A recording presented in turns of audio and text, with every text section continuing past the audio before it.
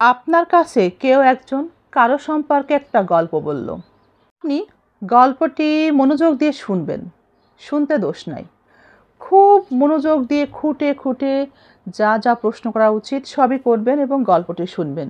কিন্তু ওই শোনা গল্পটি অন্য কারো সাথে আর শেয়ার করবেন না।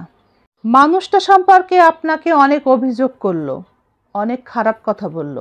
তার চরিত্র ভালো না, সে অনেক খারাপ, সে কথাবার্তা ভালো বলে না, সে কথা লাগালাগি করে, এর কথা ওর সাথে, ওর কথা তার সাথে বলে, নানা রকম দোষ ত্রুটি সে আপনাকে শোনালো।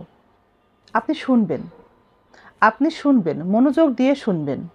আমাদের মনে রাখা উচিত, মানুষ যখন অন্য একটা মানুষ সম্পর্কে গল্প বলে তখন সেটা মুখরোচক করেই কিন্তু বলে, যেন আমরা মনোযোগ দিয়ে শুনি। আপনিও তাই মনোযোগ দিয়ে শুনবেন।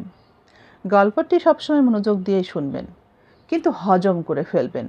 সেই গল্প শুনে হজম করবেন, এমন হজম যেন সেটা বাহির আর বের না হয় কখনো। এই যে গল্পটি আপনি শুনলেন কারো সম্পর্কে, গল্পটি আপনি কারো কাছে বলবেন না এবং এই গল্পটি আবার কারো কাছ থেকে শোনার আশাও করবেন না। কারণ যেটা শুনেছেন আর পরবর্তীতে যেটা শুনবেন, দুটোর মধ্যে থাকবে আকাশ পাতাল ফারাক। প্রথম যখন আপনাকে একটা মানুষ সম্পর্কে কোনো গল্প বলা হলো, তখন সেখানে এক পক্ষ ছিল, যার সম্পর্কে বলা হচ্ছে সে কিন্তু ছিল না।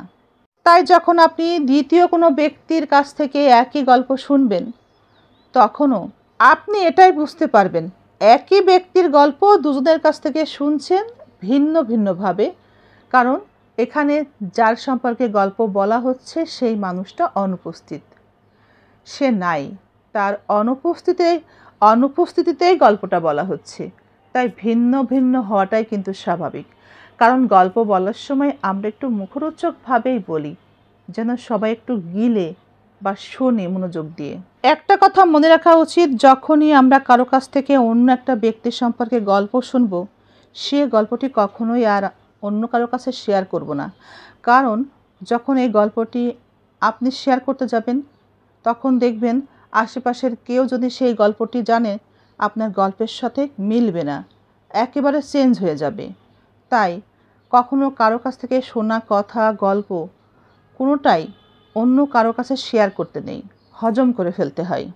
আমাদের আশেপাশে কিছু মানুষ থাকে, তাদের স্বভাব এমনই, নিজের মান, নিজের ভাবটা একটু উঁচুতে রাখার জন্যে কারো অনুপস্থিতিতে তার সম্পর্কে কিছু সাজিয়ে গুছিয়ে গল্প বলা। এই সাজিয়ে গুছিয়ে গল্প বলা মানুষগুলো ভীষণ স্বার্থপর, আত্মকেন্দ্রিক।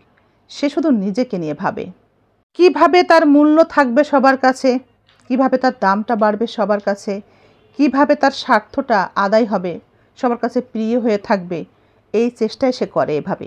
তাছাড়াও সাবধান হবেন এই কারণে, কারণ আপনি যে কথাগুলো শুনেছেন সেই কথাগুলো যদি আপনি শেয়ার করেন অন্য কারোর সাথে, যখন দুই রকম হয়ে যাবে কথাগুলো, তখন ব্যাপক একটা ঝামেলায় জড়িয়ে পড়বে। ঝামেলা এড়াতে তাই গল্পটি গিলে ফেলাই ভালো।